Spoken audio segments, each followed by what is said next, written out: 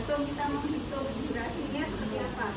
Bisa 4, bisa 5. Yang kita uji adalah pada saat Anda sebagai seorang leader untuk melakukan assessment dan menentukan tindakan.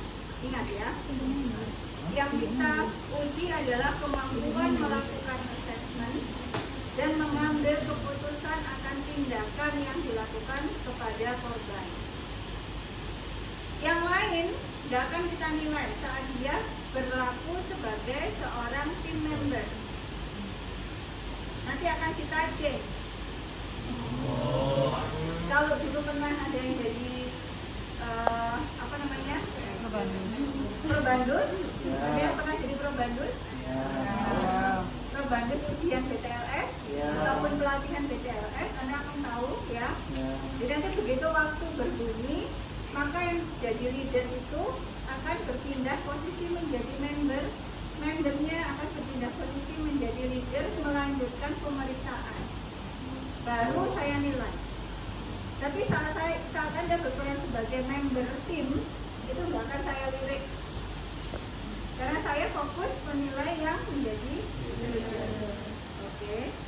Tapi yang namanya kerja tim, antara member sama leader harus kerja sama. Tapi nanti yang berperan adalah leader.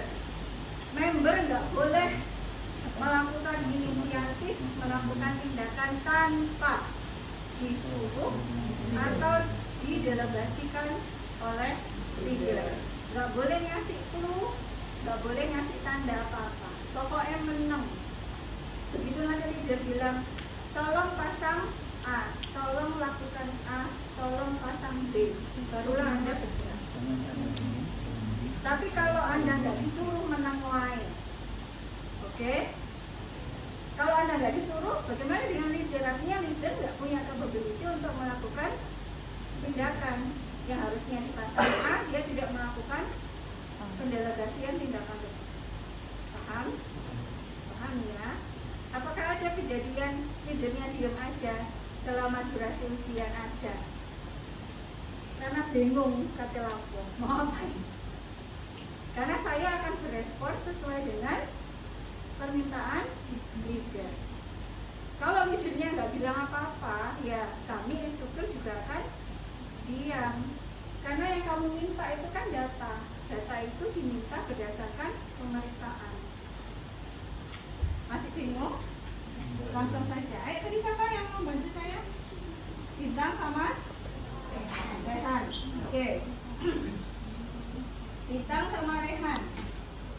Anda adalah tim saya, ya, yang Anda nanti bertugas melakukan semua tindakan yang saya minta. Pembagiannya biasanya perawat, ini saya leadernya, perawat 1 bintang, posisinya dia ada di kepala. Saya pindah ke kepala. Ya, saya selaku leader posisinya selalu berada di samping korban, bisa kanan bisa kiri. Tapi karena saya bukan kidal, maka saya posisinya di sebelah kanan. Karena untuk melakukan pemeriksaan dan tindakan lebih mudah kalau saya di sebelah kanan. Tapi kalau kamu kidal, biasanya mengambil posisi yang sebelah kiri dari kamu. Bintang selaku tim member, dia bertugas melakukan tindakan di RW dan BU. Oke. Dia nggak boleh pindah dari posisi, selalu di kepala korban. Rehan, karena nggak mungkin satu ambulans itu 4 orang gitu ya, tanggone biasanya 3 orang atau bahkan ada cuma 2, tapi biasanya 3. 1 leadernya, 2 tim membernya. Rehan fokusnya ke sirkulasi, terus alat ya, karena kita bawa bag kan, trauma bag. Biasanya dia yang akan memberikan alat-alat yang saya butuhkan untuk melakukan tindakan. Ya, sudah siap ya? Jadi skenario nya nanti begini saat ujian.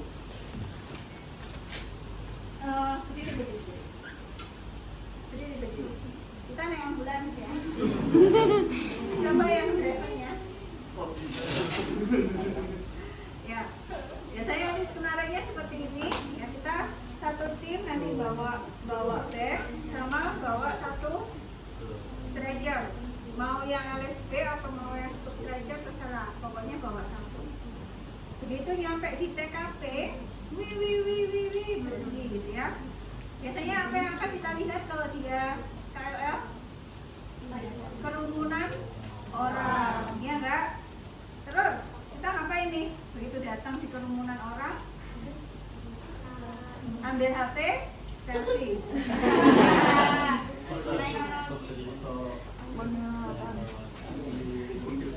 Apa tadi? Tadi langkah pertama, sim size up. Ya, sim size up ada 5. Pertama apa?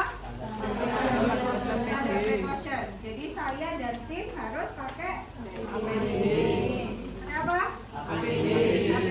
Ayo cari APD-nya deh.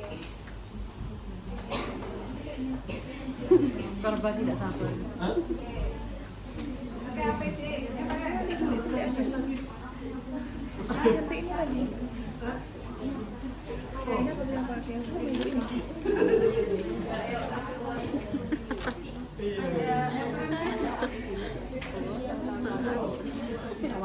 Wih, bang psikopatis. Paling kok nangis tuh. Sama paling ngajak. Iya, kayak bang psikopatis.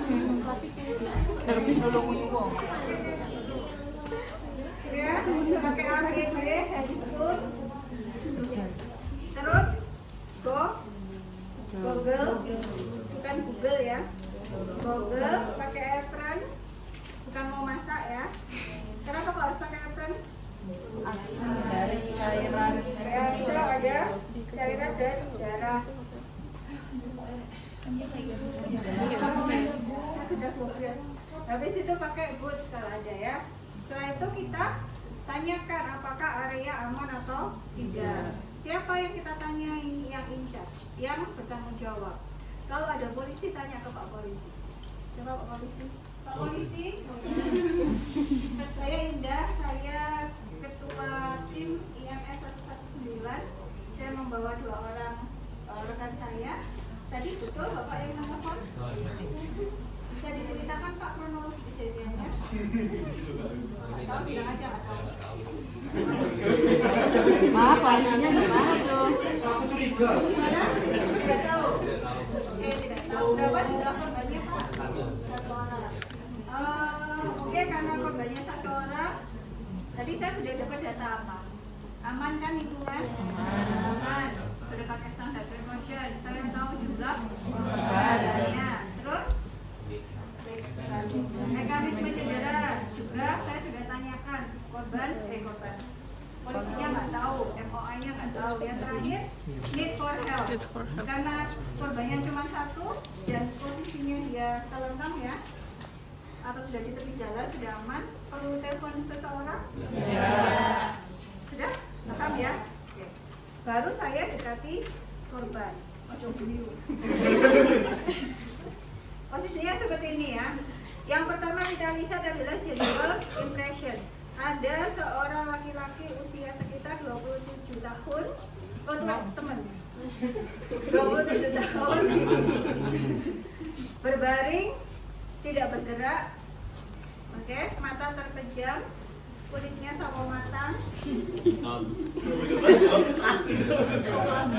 Ya, saya kan menggambarkan yang benar. Kulitnya sawo matang, tidak bergerak, tidak tampak perdarahan eksternal. Itu adalah general impression. Oke, pasien kan merem loh. Ya kamu melek, saya nanti juga bilang pasien mata korbannya membuka mata. Setelah itu baru saya dekati, cek kesadaran. Kamu posisi langsung di Pak.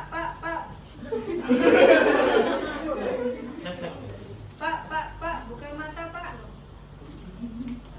Pasien berespon nggak terhadap korban saya? Maka langkah kedua kita Loro ya? Sakit loh, sternal rap itu sakit. Padahal saya cuma gini doang loh, komennya.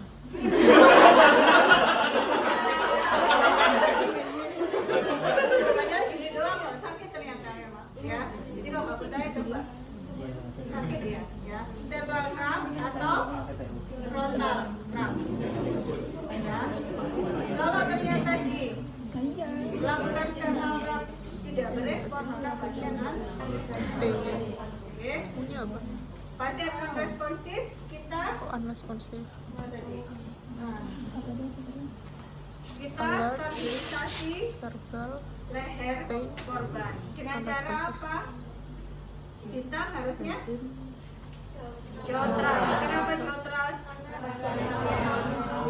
Karena pasien trauma. Semua pasien trauma untuk open airway itu jotras manusia. Lakukan jotras. Posisi bisa kita posisikan normal. Misalkan korbannya tertelungkup, harus dibalikkan ke posisi supine. Ya. Ini sudah jotras ya.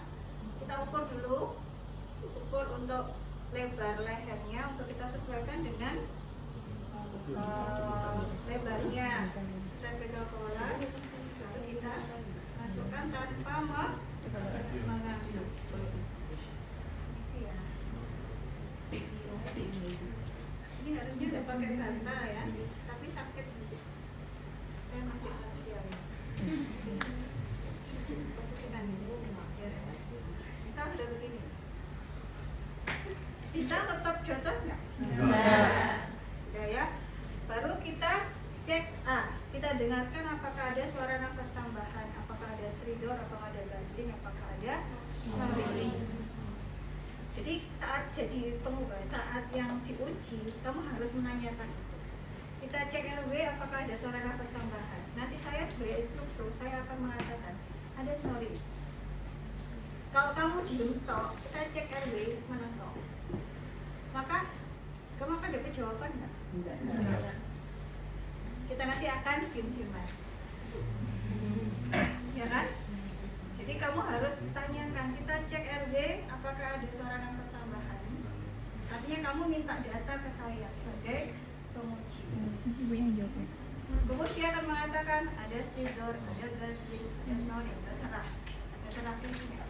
Misalkan tadi penguji mengatakan ada snoring, maka pasang oropharyngeal airways. Siapa yang menentukan?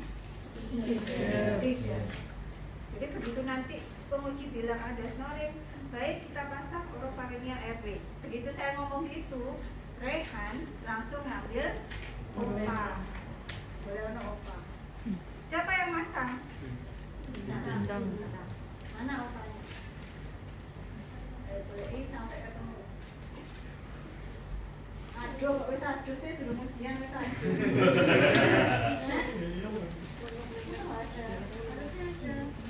Gak ketemu dari paling.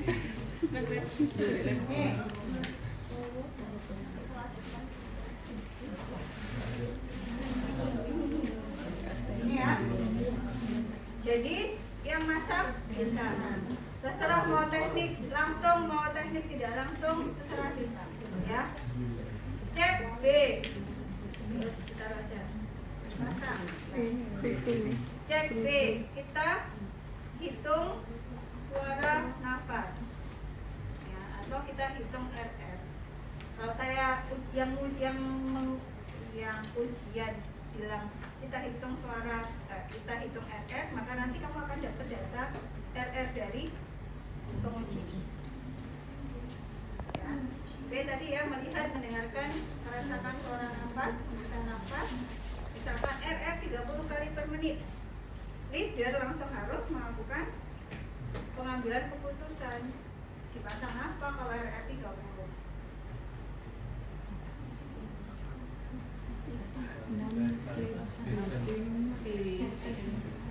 Apa? NRB. Kalau hyperventilasi di atas 30 kali per menit, pasang NRB. Kalau hipoventilasi kurang dari 10 kali per menit, pasang pasang BPM. Ya.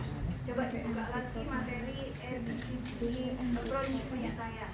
Ya, itu ada semuanya.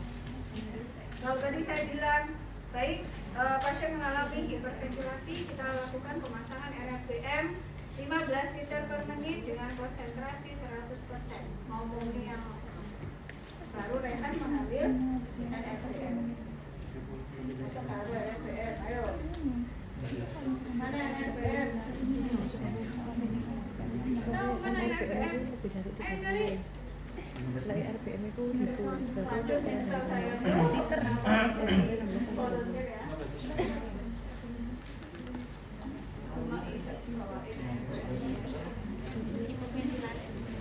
Hiperventilasi. Bawa. Oke, nanti saya akan pastikan lagi untuk melengkapi di sini ya. Nyata di bawah. Jadi kalau saya bilang RPM, nanti Rehan ngambil RPM dikasihkan ke kita. Taruh, seret. Kita cek C. Kita ukur nadi radialis dan kita bandingkan dengan nadi karotis. Jadi tangan yang satu pegang radialis, tangan yang satu pegang karotisnya, dibandingkan dan dihitung. Yang radialisnya dihitung. Ya, nanti penguji akan mengatakan 120 kali per menit. Lalu kita cek akralnya, apakah dingin dan lembab. Jadi kamu kalau bilang kita cek akral, kamu akan dapat data. Kita cek nadi, kamu dapat data. Ya. Lalu kita lihat apakah ada perdarahan masif. Kita cek mulai dari kepala, leher, dada, ke punggung. Jadi ini tangan kamu selipkan ke bawah tubuh korban. Handscreen kan bersih. Kalau ternyata setelah kamu angkat begini dia berdarah, artinya ada di sana. Pinggul, lalu ekstremitas, kan kelihatan ekstremitas.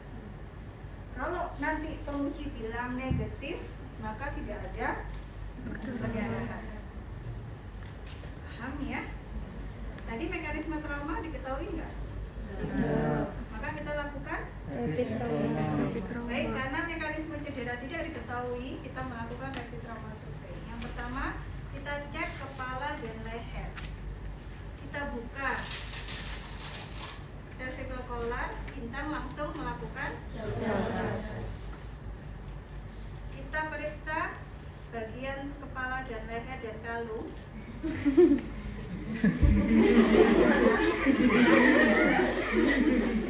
Oke, yang dilihat dua, deviasi trachea dan JPD. Apakah ada JPD? Kamu tanya ke saya. Apakah ada JPD? Apakah ada deviasi trachea? Cek. Jadi cek deviasi trachea itu yang tengah ditekuk, lalu kita letakkan. Yang jari tengah ini kita letakkan di sini lehernya.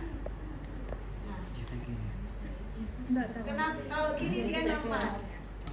Karena trachea itu posisinya midline di tengah. Tapi kalau saat saya periksa dia belok ke kanan atau belok ke kiri, maka dia ada deviasi. Normal nggak? Nggak normal. Karena yang normal dia di tengah. JVD yang normal. Jadi kamu tanya, adakah deviasi trachea? Adakah JVD? Dosen akan mengatakan JVD positif. Deviasi ke kiri. Ke kepala sudah harus berpikir, kalau ke kiri ada apa ya? Itu bulune ya. Gitu ya. Sudah kepala dan leher, lalu kita kembalikan. Gak usah ya. Sakit soalnya. Dia nggak berani bilang. Kepala, leher sudah, lalu kita ke dada. Kita lakukan inspeksi, palpasi, auskultasi, dan perkusi. Kita inspeksi kesimetrisan dinding dada. Ya, apakah ada gerakan paradoksal? Kalau nanti penguji bilang tidak equal, tidak simetris, apa yang mungkin terjadi pada pasien? Flare chest. Apa itu flare chest? Fraktur pada iga lebih dari 2 segmen. Lebih dari 2 segmen itu bukan yang patah 3 iga, tapi satu iga patahnya di 2 tempat. Bisa jadi yang patah 3 iga, tapi patahannya di 2 tempat. Aduh, bisakah? Bisa, gitu ya. Terus kenapa kok dia nggak simetris? Pada saat kita bernafas, inspirasi, dada akan naik.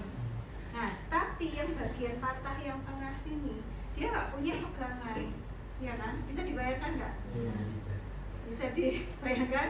Yang satu berpegang kepada sternum, yang satu berpegang ke tulang belakang. Yang tengah ini dia melayang, fly.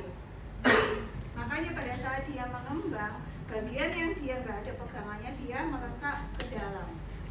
Begitu juga sebaliknya, saat ekspirasi yang normal dia turun, yang bagian melayang itu dia naik, maka dia akan seperti ini. Itu namanya paradoxical movement. Kalau ada itu, nanti langsung dilakukan Bulky-Pedi. Jadi kalau nanti leader mendengar instrukturnya bilang paradoxical motion positif, kamu langsung harus bilang pasang Bulky-Pedi. Bulky-Pedi itu rasa ditumpuk yang tebal, ditaruh di bagian yang patah, terus diikat. Nah, itu namanya Bulky-Pedi. Oke ya, tadi paradoxical motion. Terus kita cek apakah ada contusio, ada memar, baik di kanan maupun kiri. Apakah ada luka penetrasi, luka tusuk.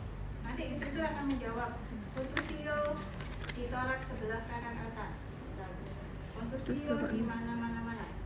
Ya.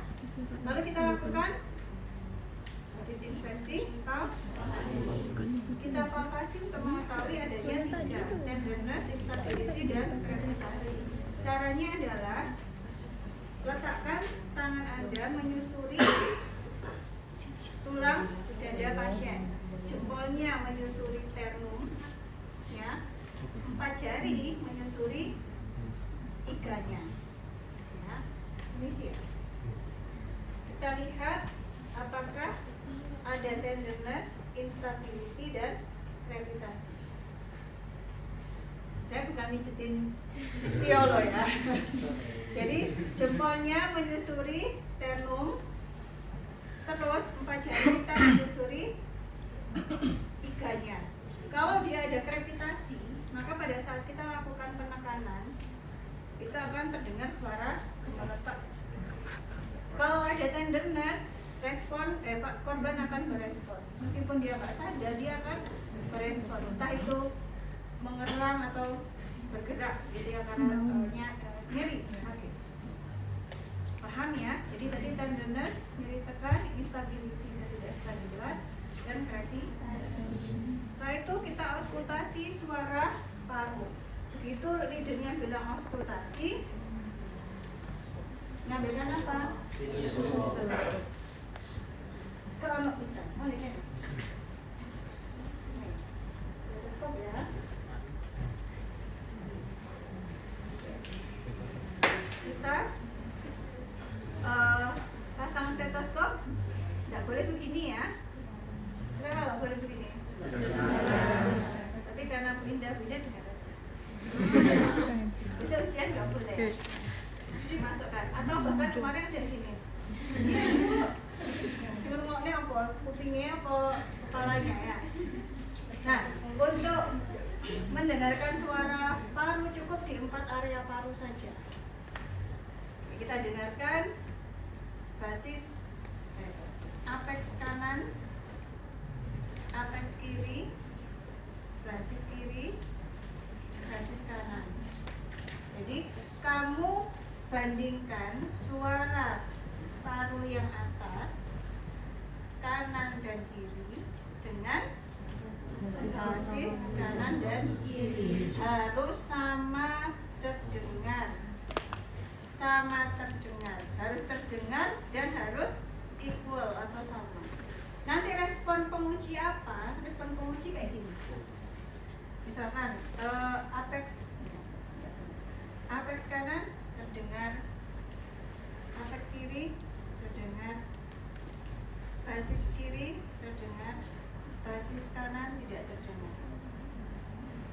Simetris atau asimetris? Kalau di sini nggak terdengar yang sebelah kanan, yang kiri terdengar, maka yang bermasalah yang kanan atau yang kiri? Yang tidak terdengar, yang kanan. Kalau saya memeriksa unequal, maka saya harus melakukan perkusi. Tapi kalau mendengarkannya equal, perkusinya di skip. Paham? Jadi kalau auskultasi terdengar sama dan simetris, lanjut abdomen. Tapi kalau tidak equal, lanjutkan perkusi. Lakukan perkusi pada area yang sehat terlebih dahulu. Yang kiri. Perkusi di mana? Ya, perkusi letakkan jari kamu di antara iga, ya. Terus di perkusi. Nanti penguji akan mengatakan, misal sonor, sonor, sonor, daunus, daunus, sonor. Normal. Karena suara paru normal itu sonor, begitu kena ke jantung terdengar daunus. Begitu taruh yang sebelah kanan, hipersonor, hipersonor, hipersonor, hipersonor, hipersonor. Normal nggak? Enggak. Ada apa di sana kok hipersonor? Udara yang berlebih. Pada pasien apa? Tension pneumotoraks. Begitu itu kamu temukan, langsung make decision. Pasien mengalami tension pneumotoraks, kita lakukan needle dekompresi di ICS. ICS tension pneumotoraks. ICS berapa? Intercostalis. ICS 3-5 di supra, di sub subcostalis. Jadi tulang mesti kan tinggal. Nusukannya tidak boleh di bawahnya costae karena di situ ada vena, ada nervus. Tapi kamu nusuknya di atas costae. Tusuk, ya. Kamu langsung ambil jarum needle dekompresi. Ya. Siapa yang melakukan leader? Nggak mau. Yang melakukan tim saya. Jadi leader nggak boleh melakukan tindakan karena nanti akan mengurangi waktu Anda melakukan assessment. Jadi tugasnya kamu melakukan assessment, menentukan tindakan yang melakukan tim lain. Oke. Jadi sudah ya, saya sudah meminta untuk dilakukan needle dekompresi. Saya lanjutkan abdomen. Abdomen kita inspeksi dan palpasi. Kita lihat apakah ada kontusio, memar, ataukah ada penetrasi dan eviscerasi, terburai keluar, bisa kalau luka tusuk. Lalu kita lakukan palpasi. Palpasinya, kalau normal perutnya akan bagaimana? Supel, empuk, nih ya. Belum makan ya, atau sudah makan? Waduh, muntah nanti, ya. Jadi supel, empuk. Tapi ada kasus-kasus trauma abdomen yang dia saat kita palpasi dia rigid atau keras kaku seperti papan. Betul-betul kamu palpasi kayak papan itu, keras kaku. Oke ya. Caranya kita lakukan 2 palpation, deep sama superficial. Misalkan tadi ada kontusio di sebelah kanan, maka lakukan palpasi di yang sehat dulu. Kalau yang kontusionya sebelah kiri, lakukan yang kanan. Kalau ada luka penetrasi di sini, lakukan sebelah sini. Ya, jadi deep palpation dan superficial palpation. Superficial itu nekannya tidak terlalu dalam. Jadi superficial, deep. Terus ya, keempat kuadran saja. Kuadran 1, 2, 3, 4. Ya, jadi superficial, terus deep, superficial, deep. Sama. Oke. Setelah itu baru turun ke pelvis. Ke pelvis melihat apa? Ada berat tenderness, instability, dan gravitasi. Coba diluruskan. Terus, ya. Jadi tenderness. Jadi kita cari siasnya. Tahu sias ya? Ada tulang yang menonjol. Nah, letakkan jempol kamu di sana. Oke. Terus kita tekan ke bawah. Terus dimedialkan. Jadi ditekan ke bawah, maka nanti kita akan merasakan apakah panggul itu stabil atau tidak. Kalau dia ada tulang yang patah, panggulnya patah, maka saat kamu tekan ke bawah, itu langsung geser. Pasien akan kesal, ya. Itu untuk melihat apakah ada fraktur pelvis atau tidak, ya. Jadi ditekan ke dalam. Terus ekstremitas bawah, kita lihat apa? Yang bawah, ekstremitas bawah, apakah ada deformitas, apakah ada swelling dan deformitas, ya. Karena kalau pasien mengalami fraktur, maka biasanya dia akan membengkak karena ada inflamasi atau trauma jaringan. Plus ada deformitas. Deformitas itu perubahan bentuk yang tidak anatomis. Oke, baik di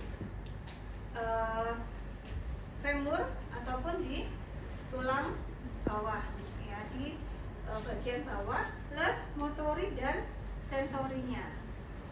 Kita bandingkan antara kanan dan kiri. Yang lemas saja. Nah, kita cek arteri dorsalis pedis kanan dan kiri, bandingkan kanan kirinya, teraba atau enggak, kuat atau lemah. Ya, kalau pasiennya sadar, kita minta dia untuk menggerakkan jarinya. Kalau nggak sadar, langsung kita cek rangsang nyerinya. Ya, sakit ya. Jadi kuku ini kalau ditekan, dia sakit. Dia berespon kan? Ya. Kalau saat kita tekan dia tidak berespon, artinya bisa jadi ada masalah di sensorinya. Karena ada tulang yang patah mungkin ya, terus dia mengganggu atau menjepit nervusnya, ya, sehingga yang ke arah distal itu dia tidak terasa. Begitu juga yang di kaki. Ya, kita lihat apakah ada swelling, deformitas, sama bandingkan antara arteri radialis kanan dan kiri. Motoriknya juga, kalau pasien nggak berrespon, kita rangsang nyerinya. Gitu ya. Setelah itu baru kita cek bagian posterior. Ayo Loko, kamu juga posisi no, posisi tetap di kepala ya. Nah, oke ya. Aba-aba di saya. Aba-aba di mana? Oke, 1, 2, 3, miring kiri, ke kanan ya. Ayo ya. Ini menengahi. Beda jadi angkat. Oke ya. Kita cek bagian posterior, yang dicek apakah ada penetrasi, apakah ada deformitas, ya, luka, apakah ada luka tusuk, apakah ada perubahan bentuk yang tidak anatomis. Kembalikan posisi korban 1, 2, 3. Oke.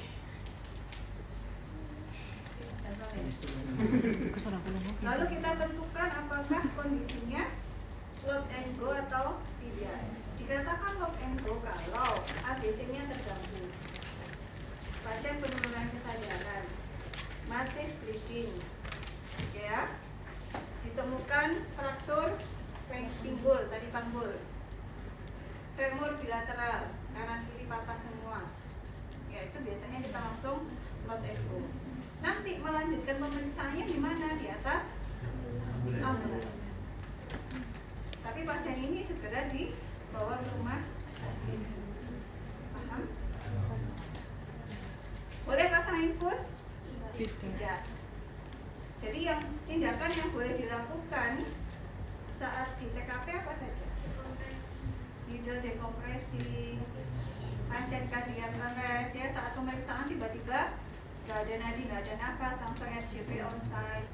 Apalagi bocor gak sih matanya Bu Indah? Ada itu ya, ada kondisi-kondisi yang kita boleh melakukan tindakan di TKP. Gampang? Gampang, less than 2 minutes selesai.